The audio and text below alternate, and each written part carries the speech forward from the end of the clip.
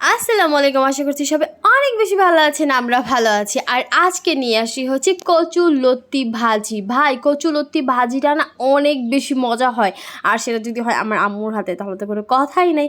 আর এই ভাজিটা হচ্ছে আমার আম্মু করে হচ্ছে চাপা শুটকি দিয়ে। জানি না কে খেয়েছেন বা কে খাননি, বাট যদি না খেয়ে থাকেন ট্রাস্ট মি একবার হচ্ছে ভাবে রান্না করে দেখবেন, অনেক বেশি ভালো লাগে।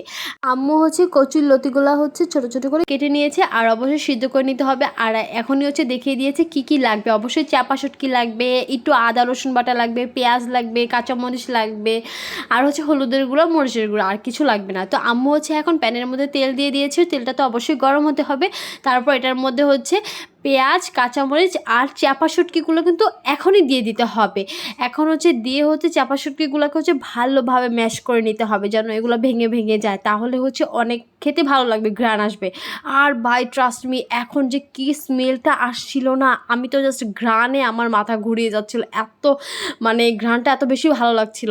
যাই হোক, এখন হচ্ছে আম্মু দিয়ে নিল হচ্ছে হলুদের গুঁড়া, মরিচের গুঁড়া আর হচ্ছে আদা রসুন বাটা দিয়ে হচ্ছে পানি দিয়ে দিল। এখন হচ্ছে এটাকে ভালোভাবে কষিয়ে নিবে।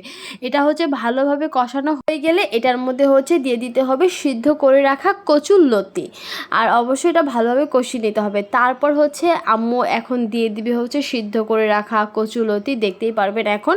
তারপর হচ্ছে এটাকে ভালোভাবে রান্না করতে হবে, আর এটা হচ্ছে অফ ক্যামেরাই হচ্ছে আম্মু করে নিয়েছে।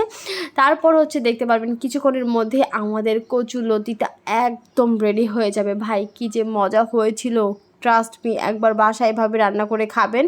আর অনেকেই বলে যে কচুলতি খেলে নাকি গলা জ্বলে, চুলকায়, যার চুলকায় সে নাকি অনেক বেশি ঝগড়া করে বা ঝগড়াখোর হয়। জানি না কথাগুলো কি সত্যি না মিথ্যা। যাই হোক, এখন হচ্ছে দেখতেই পাচ্ছেন যে আমাদের কচুলতিগুলো হচ্ছে হয়ে গিয়েছে।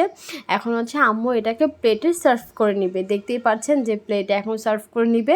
আর কি সুন্দর ঘ্রাণ যে বের হচ্ছিল না ভাই, আমার তো এখন আবার খেতে ইচ্ছে করছে। যাই হোক, ভিডিওটি যদি ভালো লেগে থাকে তাহলে অবশ্যই আমার ভিডিওতে একটি লাইক, কমেন্ট এবং শেয়ার করে পাশে থাকবেন। আর যেরকম ভিডিও যদি আপনারা আরও চান তাহলে হচ্ছে কমেন্ট করবেন, আমি হচ্ছে এরকম ভিডিও আরও নিয়ে আসবো। তো সবাই ভালো থাকবেন, সুস্থ থাকবেন, টাটা।